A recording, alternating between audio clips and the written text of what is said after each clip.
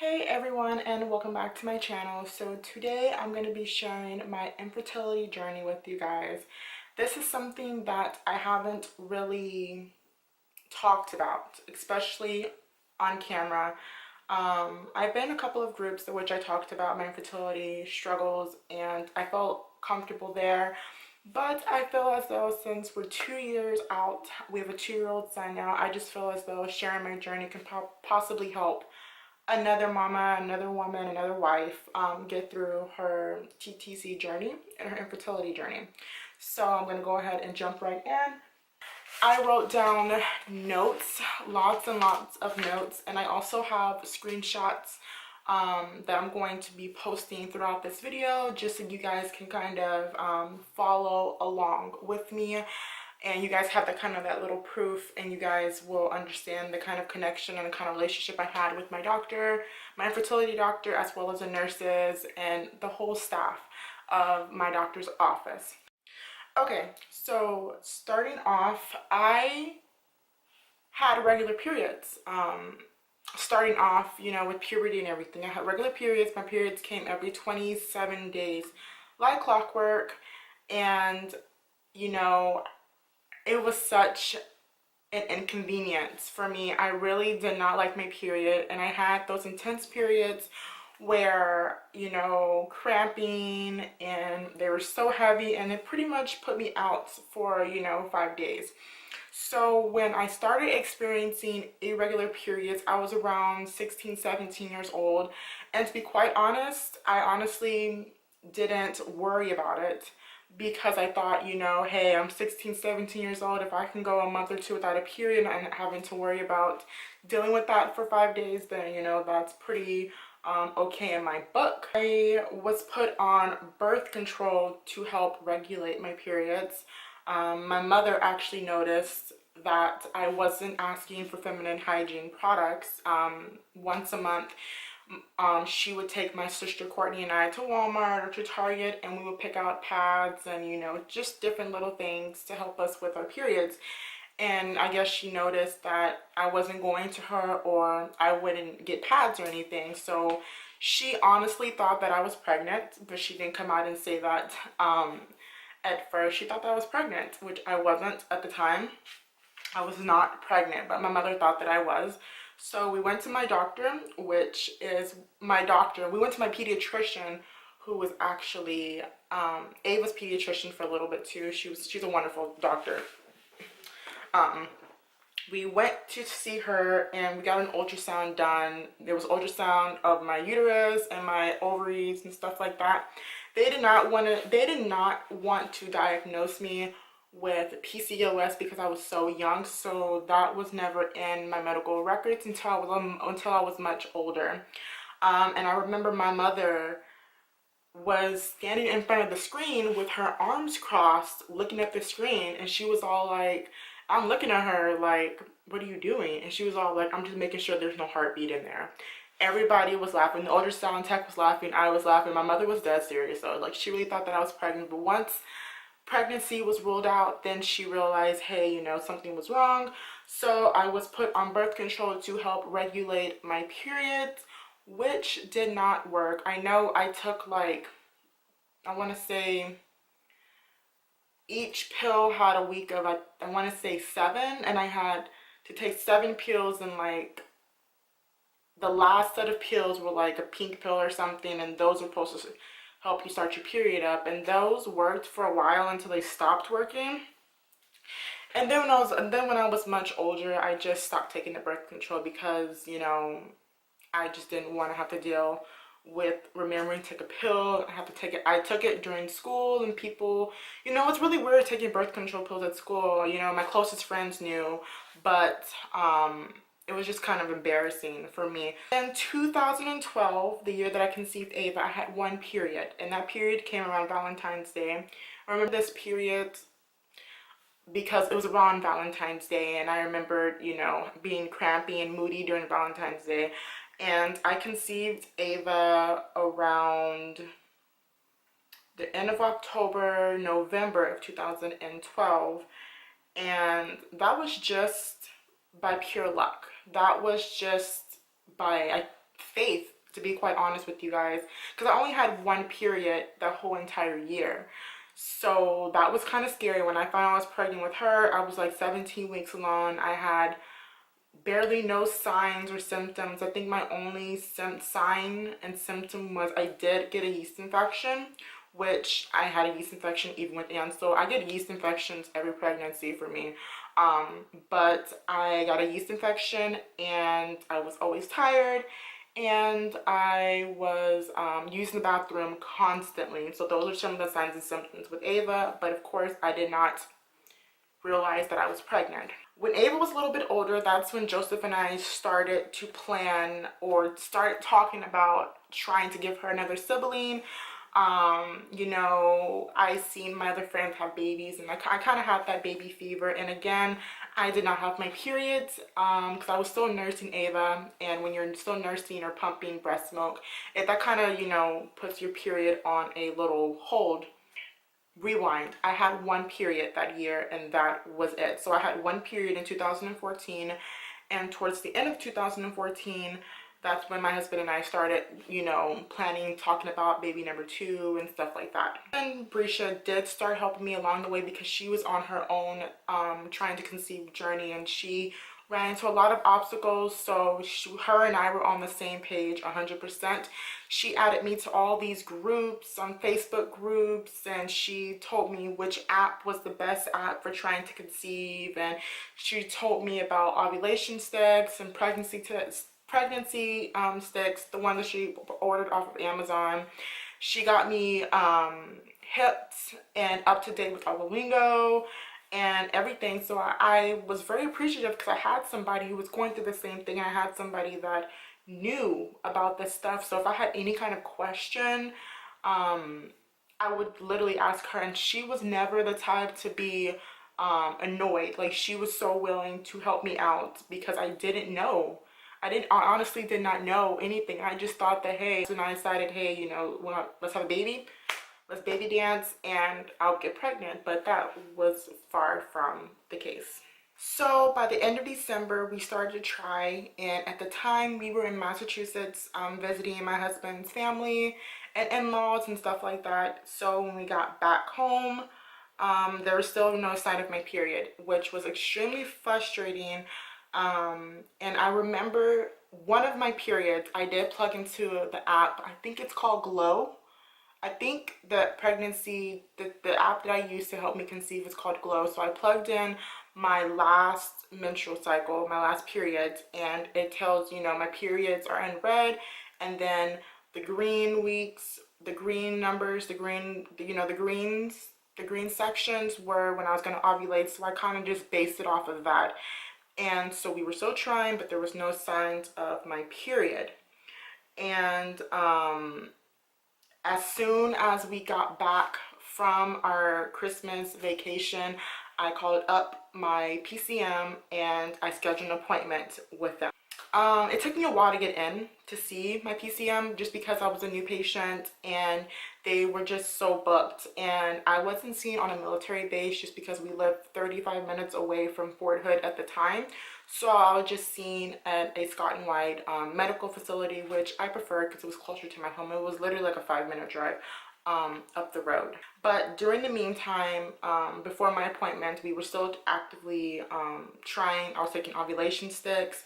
I learned how to check my cervical mucus, and I also learned what your cervical mucus meant. So that was really, really exciting. And I also resorted to taking my basal body temperature, or my BPT. Basically, that is when you take your body temperature first thing in the morning and you kind of just write it down, and it's been shown or proven, I don't know if it's been proven, but your body is a lot warmer when you're getting ready to ovulate. That was never the case for me. My body temperature didn't go up or spike or anything during that time. So after a while, I honestly stopped taking my BBT, and plus I ended up getting sick, so I had a fever, so it just threw everything off. And I was honestly thinking that entire time that we were just gonna get lucky like we did with Ava, and you know, I was just gonna be pregnant, you know, without having a period. But that was far from the case. After my doctor's appointment, after meeting with my PCM, I was given birth control, a 3-month supply of birth control. and they ended up ordering my medical records from my pediatrician and my doctor's office. And they knew that I had PCOS, which I already knew. There was no other explanation as to what was going on with my body. So yeah, and they just thought that the best course of action was just putting me on birth control and trying to regulate my period so we can do this naturally. And of course that didn't work either. I eventually just stopped taking birth control because, excuse me, I was just so discouraged at that time, and I just wanted to be pregnant. I just wanted to have a baby. I felt as though, what is going on with my body? One.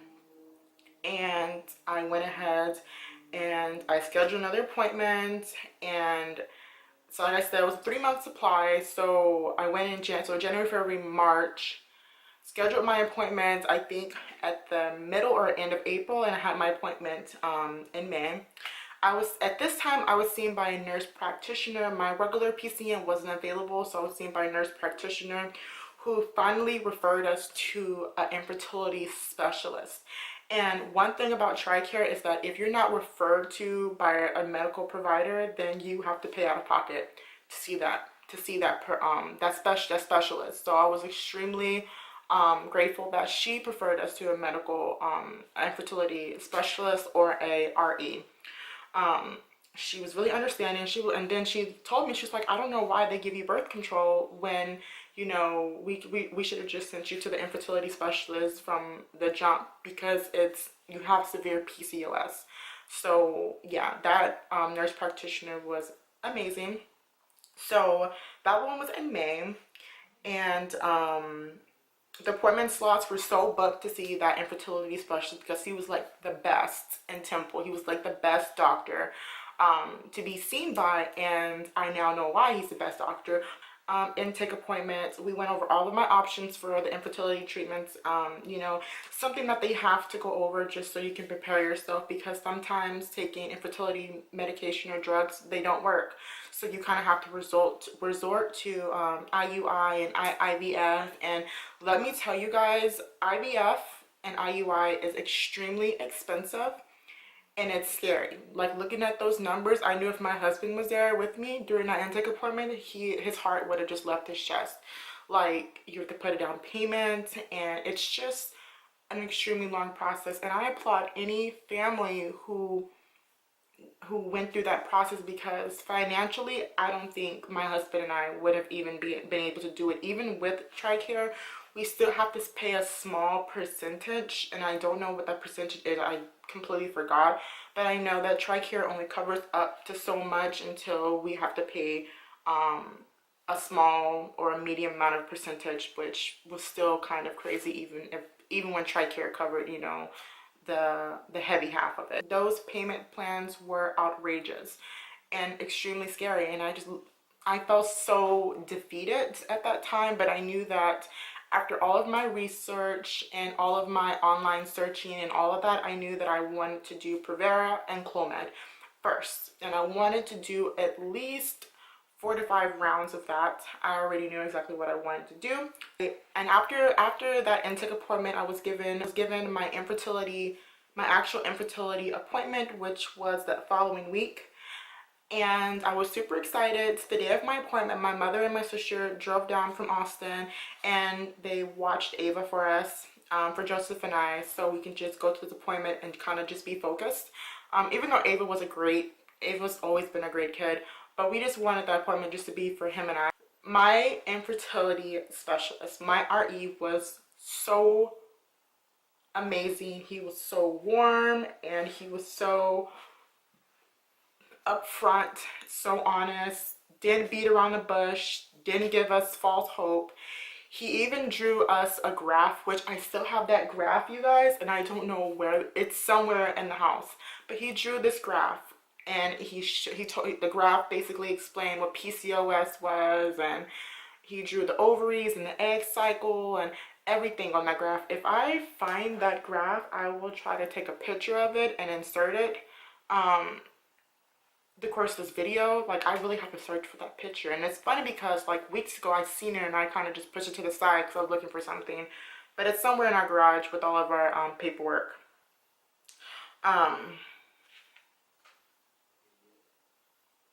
And basically I told him, he asked me what my plan was, and I told him, I said I would like to get on Provera, and after that Clomid. And he looked at me, he was like, I don't think you need to be put on Provera. You were on birth control to help start your periods. That was ineffective, so we're just going to go ahead and I'm just going to go ahead and prescribe you Clomids. He wrote my Clomid prescription and was sent to a CVS by our house. He also explained to Joseph and I that usually majority of his patients' first round of Clomid is not successful. So he told me that, you know, don't get your mind hooked on this is going to be successful. I mean, yes, be hopeful, but don't think, you know, don't overthink it. Basically, I think I was given 50 milligrams of Clomid at the time. He wanted me to start Clomid right away, which I think I started the Clomid on a Saturday, which was the Saturday of Ava's second birthday party. We had friends and family at a water park, and later on that day I took the Clomid at night because I was told that taking Clomid at night kind of helps with the side effects, which for me, my side effects were hot flashes, which were like hell. And it was like Texas summer, middle of summer in Texas. So I had hot flashes. I was extremely dehydrated. I had mood swings. Like I had, my poor husband, my mood swings were just crazy. But that's how I knew that, that it was working. And I remember laying in bed. I think it was the day before my last pill. I was laying in bed and I felt a whole bunch of cramping and just pain and pressure on my left side, which when I went back to my doctor, he told me, and we did an ultrasound, that I had ovulated on my left ovary. So that was pretty cool. I was told that, you know, I experienced that, so I knew, oh, I ovulated on my left ovary or whatever. So it was kind of cool to know that my egg came from my left ovary. And I was, so after my last Clomid pill, which was day 5, like all of my research to be and after doing research, the best option getting pregnant was baby dancing after your last pill up until you get a positive ovulation test, and then even baby dancing that next day. And the reason because of this is so that there's sperm already there waiting for the egg. So yeah, that was pretty cool just to know, just so the sperm wouldn't have to work. I think it takes like 12 hours or something for the sperm to go up the fallopian tube and meet the egg, and just that way we just gave them a little bit of help. So we did baby dance for like, I think it was like 2 or 3 days to get before 2 or 3 days before I got my positive ovulation stick.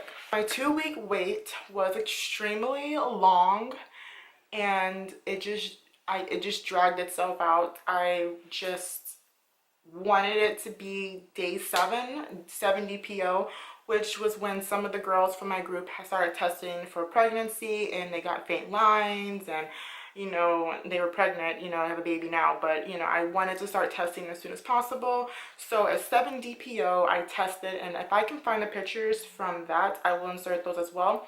7 DPO I started testing, and I think I got a negative on that pregnancy test. And I did it with first morning urine, and then the following day, which was 8 DPO, and DPO means days past ovulation, on my 8 DPO I got a faint positive. Rewind, 7 DPO was July 27th 2015. 8 DPO I said that I got a sorry, I'm reading my notes, that way I'm telling you guys accurate information. 8 DPO I got a faint positive on my cheap Wanfu sticks that I ordered off of Amazon, which I didn't believe. I emailed my doctor's office, and they put in labs to get an HCG blood test, which was on July 28th, which is on a Tuesday.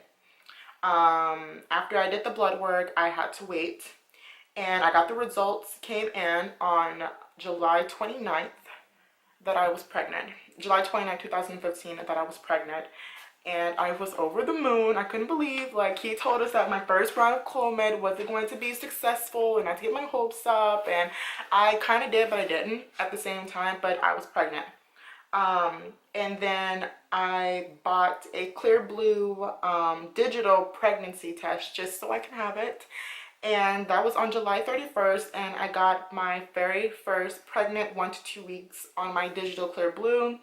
And that night we went out to Cheddar's and we celebrated and we took pictures together, and we were extremely happy that we were pregnant. The only symptoms that I had of pregnancy was extremely sore breast, and I was extremely tired. Um, so with me finding I was pregnant, we did want to plan a trip with our friends and my college friends who were also both of my kids' godparents, which is Taylor, Simone, and Chris. They're my closest friends ever. I met them all in college, and we're still extremely close to this day. Um, and we planned this trip. Everybody took off of work, and we made reservation at a hotel off the beach, and we made Schlitterbahn. We bought Schlitterbahn tickets for the water park that was on the beach as well. And I remember on August 11th, 2015, I woke up I woke up for the morning, went to the bathroom, and after I went to the bathroom, I wiped and I seen blood. And there was so much blood, and I was just looking at the toilet paper the whole entire time, thinking, this isn't normal. Like, what is going on? Not realizing that my underwear were soaked in blood as well. So I kind of panicked. It was early in the morning. Ava was still sleeping. Joseph was gone to work for the day. I remember wiping, putting on a pad, going into the bedroom, and I woke up kind of cramping, kind of just in a mood, kind of like a period. Like I was just cramping, and you just kind of want to be in bed. I went to the bedroom, got in bed, and I called Joseph and I told him what was going on. And you can tell when I told him I was bleeding that his whole mood just dropped. And that drive from Fort Hood back to our apartments in Temple was like a 35-minute drive.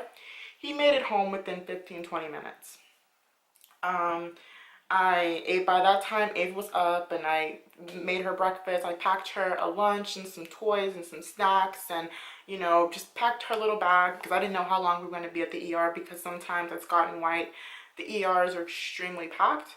So just packed her some goodies and stuff. So once we got to Scott and White, we told them that I was pregnant, but I was bleeding.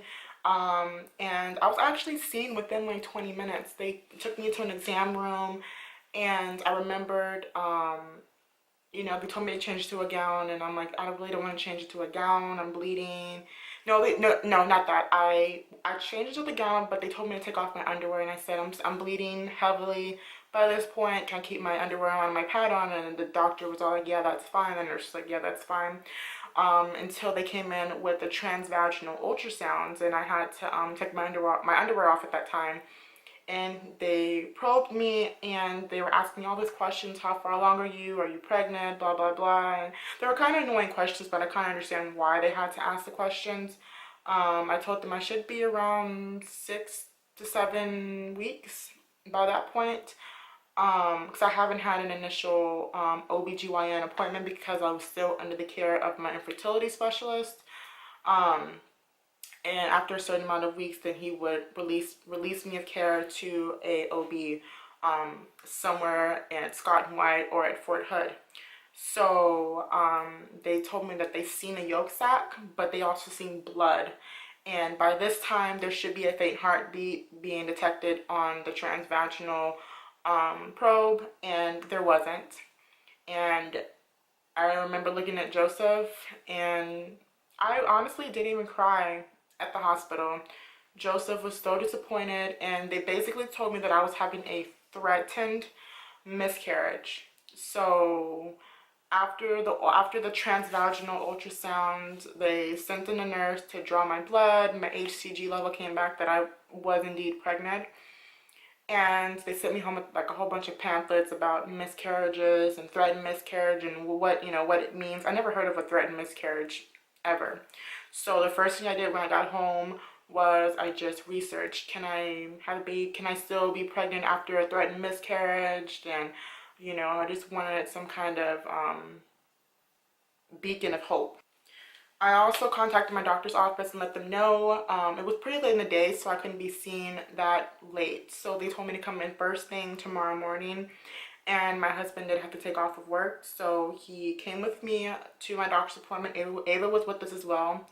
And I did the same transvaginal ultrasound, and that's where he indicated that there was blood and that I should hear a heartbeat by now, and that I should prepare myself for a miscarriage. But he wanted to do HCG levels, and from the first one, I think my very first HCG level was a 22. I'll insert the screenshots from my lab results. I think my first HCG level was a 22, and by then it should have been at, you know, it should have been in another range. I took that one, and then they told me to come back a week later, so I came back the following week, and that's when I realized that my HCG levels were dropping and not going up.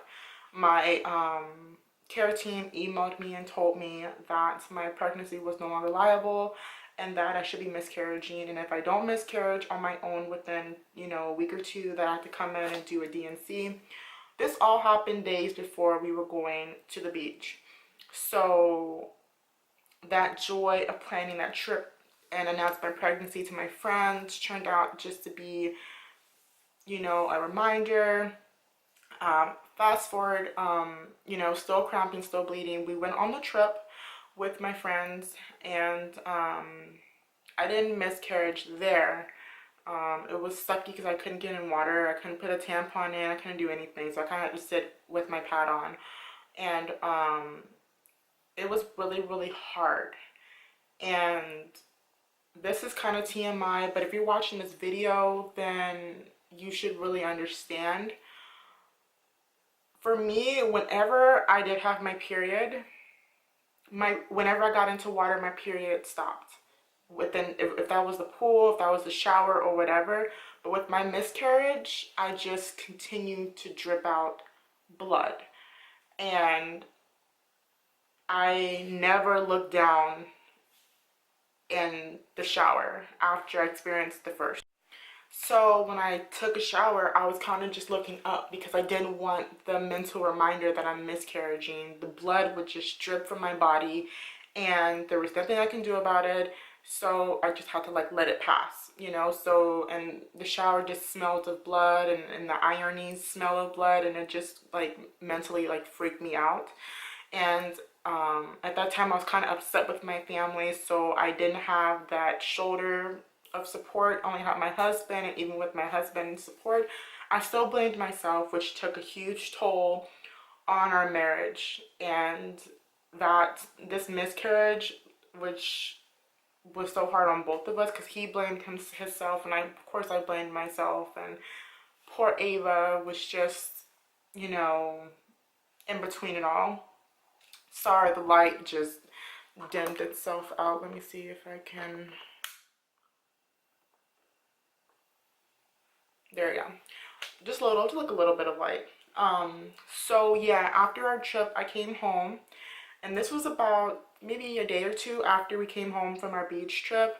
And I woke up in the morning, I went to the bathroom, and at that point in time, that's when I passed the baby. And I consider it a baby, even as a small little tiny speck. That was still a baby that my husband and I both made out of pure love and everything. So I know people are like, oh, it wasn't a baby, it was a fetus. No, that was our baby. And my husband and I both wanted this child, and we both, you know, we both mourned this child. And I'm getting kind of emotional. Whew.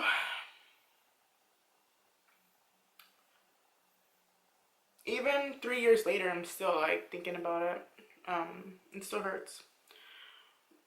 And at that point in time, I was still going back to get labs, because my doctor wanted to make sure that my labs, my blood test got down, my HCG levels got down to 0 before we started trying again. Of course, he wanted to make sure I was mentally and physically prepared and ready. And I remember once my HCG levels got down to 0, he scheduled me the very next day. Like, my doctor was always on top of it. He didn't have me wait long. He wanted me to come in because he wanted to give us that gift of life. So we came in, he prescribed the Clomid, even though, you know, I wasn't really looking, I was still spotting at that time. I still had to wear a pad, I was still spotting. So I wasn't really looking forward to the Clomid. He still prescribed it and we picked it up. And I had this appointment mid-September. So it took me a couple of weeks to miscarriage and stop bleeding. So it was like mid-September.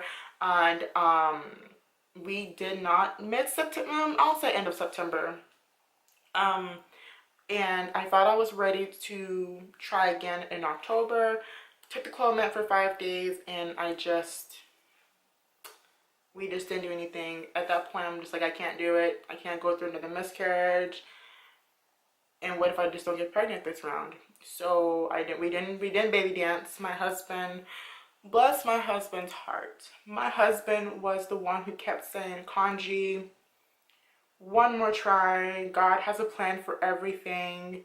You know, if we just let's just try one more time. And I'm just like, and he was all like, after we tried this last time, we can take a break from it all until we're both at a better place. So I got another prescription for Clomid in November. I took it for the 5 days, which I think the last pill was taken, I think the week of Thanksgiving 2015. And I remember Thanksgiving, I took an ovulation test, nothing. Took 2 ovulation tests on Thanksgiving Day before we drove to Austin with family. And the following, that Friday, which the day after Thanksgiving, my husband had his friend over. We were eating leftover Thanksgiving dinner, you know, kind of as a family, but just kind of like a dinner. That morning, I took an ovulation test, and it was negative. So I honestly don't know what told me to take another one. So it was like around 6-7 o'clock that night. That night, I took another ovulation stick just for the hell of it, and that thing popped up. It was extremely positive. So I remember being in the bathroom on my phone, texting Joseph, I'm like, hey, I just got a positive ovulation test, and texting him that. And I said, you know, your friend's gonna have to go soon because we are in our window and I did not want to miss this window. So after his friend left and after we cleaned up, we put Ava down for bed. We were getting ready to baby dance, and we were out of the lubricant Pre-Seed, which is a lubricant that is a sperm-friendly lubricant. We're out of Pre-Seed, so my husband had to get up, drive to Walmart. There was some kind of accident or construction going on or something like that. So that 15-minute Walmart trip turned to like an hour and a half, and it was late. I was getting tired. I was full. So I fell asleep, and he came home and he had the Pre-Seed. He was like, get up. We're going to do this now. So we ended up baby dancing that night, the following night, the night after that, and one more that following. So I think 3 or 4 days in a row. Now, this 2-week wait this time around, I just tried to keep myself busy. I honestly wasn't getting my hopes up. You know, having Ava definitely kept my mind off of things. I didn't buy any expensive pregnancy tests. I still had a couple of pregnancy tests left over from, you know, July. So I really wasn't, you know, I really wasn't too into it this time. I mean, I was into it, but I wasn't getting my hopes up. At 8 DPO, I decided to go ahead and test because I got a positive pregnancy test at 8 DPO the first time around. I peed on my little stick, set it on the counter, started up my shower, and went ahead and took a shower. I was shaving my legs and everything. So I told myself, by the time I get out of the shower, I should be able, the results should be clear enough. So Joseph had just came home for a run. He was getting ready to probably hop in the shower with me. I don't know. He used the bathroom. I guess as he was washing his hands, he seen the positive pregnancy test, and he was over the moon. And I was like, what? Like, why are you screaming? So I get out of the shower dripping wet, and I seen the positive pregnancy test. And of course I'm excited, but then again I'm so nervous. So I emailed my my care team. I got in that Monday or Tuesday for an HCG blood test, came back positive. I was indeed pregnant, but this time around my doctor made sure that I was seen and I was monitored closely, because we found out that the reason I had a miscarriage last time was low progesterone. So he prescribed me progesterone. He told me to take these for the first 10 weeks. Y'all, I took those pills until I was like 17, 18 weeks pregnant. I was not gonna go through this again. I was not gonna go through that again. I take my prenatal vitamins as well, even though they made me sick. And we came back in. I think we were a couple of weeks pregnant by then. Did the ultrasound. Let me rewind. The drive, because at the time I think we had moved to Fort Hood. And so we had to drive back to Temple, which is a 30-minute drive, 35-minute drive. And the whole car ride was just silence. I just expected that when we had our ultrasound, there would be no heartbeat and a repeat cycle. So we got there, did the ultrasound. I held my breath. Me and Joseph both held our breath, and then we had a nurse in there who kept Ava company. I will try to insert that video for that as well, so you guys can kind of follow along what I'm getting to. Still in there, still beating. There was a heartbeat, and it was the most precious heartbeat ever, you guys. There was a heartbeat, and baby was measuring right on time and right on point. I think that one was 10 weeks. To my 10-week ultrasound or something like that. And by then he had went ahead and released me from care. No, actually no, a couple weeks later he released me from care. And then I got in. He released me from care when I was able to get in right away with a doctor at Fort Hood. So we did another ultrasound and another heartbeat. And it was just so pure. But throughout my whole entire pregnancy, I was just scared that something bad was going to happen. That one day I was going to wake up in a pool of blood, or, I was going to wake up or one day and there would be no heartbeat, no movement, no nothing. So these are my fears for 9 months. These are my fears until the moment that Ansel was in our arms.